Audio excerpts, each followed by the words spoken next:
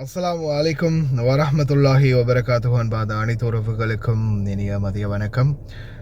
இவ்வளவு நாளாக ஃபேஸ் பண்ணதும் வார் தான். நம்ம இவ்வளவு நாளாக பார்த்தது அங்கங்கே புகை, தீ, கட்டிடம் இடிஞ்சு விழுறது, மிசைல் வந்து தாக்குறது, ட்ரோன் வந்து தாக்குறது, நம்ம பார்த்தது வார். ஆனால் அதில் இன்னொரு டிஃப்ரெண்ட்டான வார்ன்னு சொல்லுவாங்க, அதாவது டிஜிட்டல் வார். அதுதான் இப்போ அடுத்த கட்டம். Kuwait warns attack targeting submarine internet cables அப்படின்ற மாதிரி ஒரு தகவல் அராப் டைம்ஸில் வெளியாக இருந்துச்சு. அந்த செய்தியோட சாராம்சம் பார்க்குறதுக்கு முன்னாடி ட்ரம்ப்புடைய அறிக்கை. இந்த அறிக்கை பார்த்தீங்கன்னா எக்ஸியோஸில் வெளியாகின அறிக்கை ஒன்று. The US Central Command has prepared plan for short and powerful wave of strike on Iran. அதாவது சென்ட்ரல் கமாண்ட் அமெரிக்காவினுடைய ஒரு தயார் நிலைக்கு வராங்க, ஒரு ஒத்திகை ஒன்று நடத்துகிறாங்க. ஷார்ட் அண்ட் பவர்ஃபுல், அதாவது சின்னதாக ஆனால் ரொம்ப பெரிய தாக்கத்தோட ஒரு தாக்குதலை ஈரான் மீது நடத்துறதுக்கு. இதை அமெரிக்காவினுடைய சென்ட்ரல் கமாண்ட் வந்து ஒத்திகை நடத்திருக்கிறாங்க.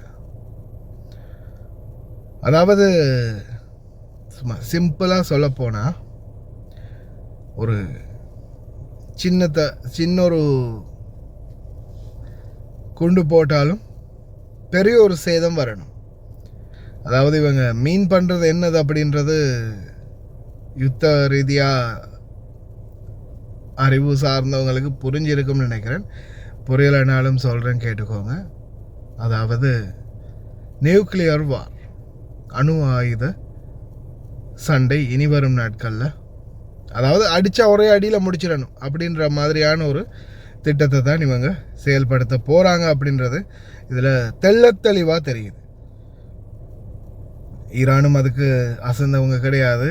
அவங்களுடைய செறிவூட்டல் என்ன மாதிரி இருக்குது, அவங்க இந்த அணு ஆயுத செறிவூட்டலை என்ன மாதிரியான ஒரு நிலைமைக்கு அவங்களுடைய அணு ஆயுதங்களை கொண்டு போயிருக்காங்க அப்படின்றதையும் வந்து இது வரைக்கும் அமெரிக்காவில் கூட வியூகிக்கவே முடியலை அப்படின்றதும் முக்கியமாக சொல்ல வேண்டிய ஒரு கட்டாயத்தில் இருக்கிறோம். ஏன்னா இல்லாத நாடுன்னா ஓகே, அணு ஆயுதத்தை பற்றியே தெரியாது, அவங்கள்ட்ட அந்த நாலேஜே இல்லை அப்படின்னா ஈரானை பற்றி கவலைப்படலாம். ஐயோ ஈரானுக்கு இப்படி ஆக போகுதே, ஐயோ பாவம் அப்படின்ற மாதிரி. ஆனால் ஈரானை பொறுத்த வரையில் அல்டிமேட் அப்படின்னு சொல்லலாம். அதால் தான் இன்றைக்கி அவங்களுடைய நாடே மிகப்பெரிய ஒரு பிரச்சனைக்கு முகம் கொடுத்துருக்கிறதுக்கு காரணம் என்ன, ஈரான் அணு ஆயுதம் வச்சுருக்கிறாங்க, அதை வச்சு அவங்க உலக நாடுகளுக்கு அச்சுறுத்தல்களை ஏற்படுத்துகிறாங்க அப்படின்ற அந்த ஒரு டாப்பிக்கை வச்சு தான் இன்றைக்கும் இந்த ஈரான் அமெரிக்கா வந்து மிகவும் மோசமான முறையில் பிளாக் பண்ணி வச்சுருக்காங்க. இன்றைக்கி அவங்களுடைய டாலர் பெறுமதியை பாருங்கள், கிட்டத்தட்ட ஒரு அமெரிக்க டாலர் கிட்டத்தட்ட 18 லட்சம். ஈரானிய ரியாலில் வந்து பார்த்திங்கன்னா அமெரிக்க டாலர் ஒன்றுடைய பெறுமதி கிட்டத்தட்ட 18 லட்சம். இந்தியாவை பொறுத்த வரையில் கிட்டத்தட்ட 100 ரூபாய்க்குள்ளே இருக்குது. உதாரணத்துக்கு நான் சொல்கிறேன். இலங்கையை பொறுத்த வரையில் கிட்டத்தட்ட ஒரு 300 ரூபாய்க்குள்ளே தான் இருக்குது. 300 ரூபாய்க்குள்ளே இருக்குது. ஆனால் அதே ஈரானுடைய பெறுமதியில் பார்த்தா 18 லட்சமாக இருக்குது. நம்ம நாட்டு நம்மளுடைய நாட்டில் ஒரு 100 ரூபாய் எடுத்துகிட்டு போனாலே அங்கே எத்தனை லட்சக்கணக்கில் காசு கிடைக்கும் அப்படின்ற மாதிரியான ஒரு சூழல். இந்த நேரத்தில் இப்போது புதிய ஒரு தகவல் என்னென்னு பார்த்தீங்கன்னா, அரபு நாடுகள் மீது இவங்க தாக்கினது ஆரம்பத்திலேருந்து பெரிய தாக்குதல்கள் தான். ஆனால் இப்போ தாக்க போகிறது பார்த்திங்கன்னா இன்டர்நெட் கேபிள்கள் மீது, அதாவது கடலடி இணைய கேபிள்களை குறிவைத்து தாக்குதல் நடத்தப்படலாம் என குவைத் எச்சரிக்கை.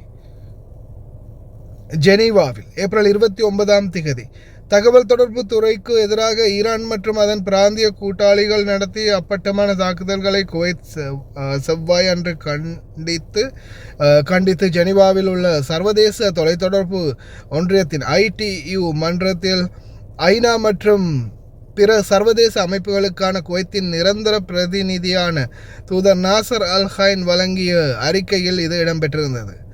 இத்தகைய நடவடிக்கைகளை நாட்டின் இறையாண்மை மற்றும் டிஜிட்டல் பாதுகாப்பை குறைமதிப்பிற்கு உட்படுத்துகின்றன என்று கூறிய தூதர் அல் ஹைன் உலகளாவிய தகவல் பரிமாற்ற மற்றும் வணிக நடவடிக்கைகளுக்கு ஆபத்தை விளைவிக்கும் வகையில் விரிவான டிஜிட்டல் முற்றுகையை திணிக்க முற்படும் கடலடி இணைய கேபிள்களுக்கான அச்சுறுத்தல்களுக்கு எதிராக நாடுகள் உறுதியான நிலைப்பாட்டை எடுக்க வேண்டும் என்று அழைப்பு விடுத்தார்.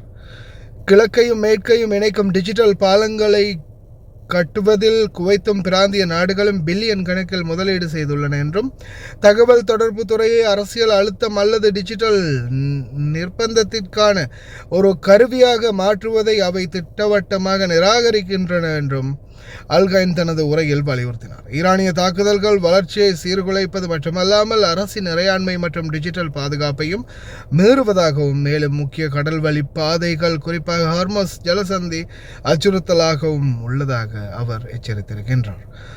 குவைத்தின் நிலைப்பாடு ITU அரசியல் அமைப்பு மற்றும் அது தொடர்பான விதிமுறைகளின் கோட்பாடுகளிலிருந்து உருவாகிறது என்று தூதர் குறிப்பிட்டார். குறிப்பாக தீங்கு விளைவிக்கும் எல்லை தாண்டிய தலையீடுகளை தடுக்க நாடுகளை கட்டாயப்படுத்தும் பிரிவு 37 மற்றவர்களின் இறையாண்மைக்கு தீங்கு விளைவிக்க தங்கள் பிரதேசங்கள் பயன்படுத்தப்படவில்லை என்பதை நாடுகள் உறுதி செய்ய கோரும் உரிய விடாமுயற்சி கோட்பாடு மற்றும் அத்தியாவசிய சேவைகளின் பாதுகாப்பிற்கு முன்னுரிமை அளிக்கும் பிரிவு 40 ஆகியவை இதில் அடங்கும்.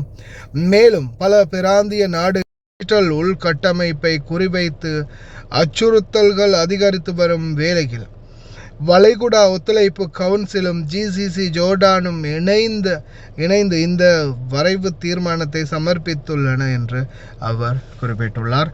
இந்த தகவல் குவைட் நியூஸ் அத்தாரிட்டி கூனா பப்ளிஷ் பண்ணியிருக்கிறாங்க. அரப் டைம்ஸில் இந்த தகவலை வெளியிட்டிருக்கிறாங்க. இது எப்படி இருக்குன்னு பார்த்தீங்கன்னா கடந்த காலங்களை விட மிக மோசமான நிலைமையை உருவாக்கலாம். ஏன்னா டிஜிட்டல் ட்ரேடிங், ஆன்லைன் ட்ரேடிங் ஏன் ஆஃப்டர் நான் தலைப்பில் நான் அதை தான் எழுதணும், நான் எழுதலை ஆனால் தான் எழுதணும்.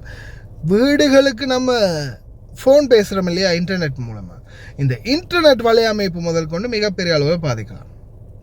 வீட்டுக்கு ஒரு கோலன் எடுத்து பேசுகிறதுக்கு கூட நம்மளுக்கு இன்டர்நெட் வேலை செய்யாத நிலைமை வரலாம்.